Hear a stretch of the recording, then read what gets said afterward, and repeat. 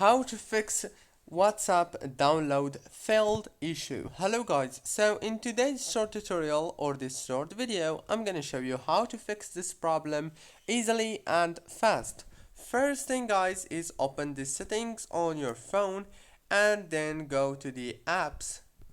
After you go to the apps, now here you will find all the apps that you have on your phone. All what you want to do here is go to the search bar and search for WhatsApp like this. Then click on it. After you click on it, it will take you to this page. All what you want to do here is click on force stop and then click on the storage. Click on clear cache, go back, click on the power usage details and then make sure to disable the power consumption alert here and enable it again.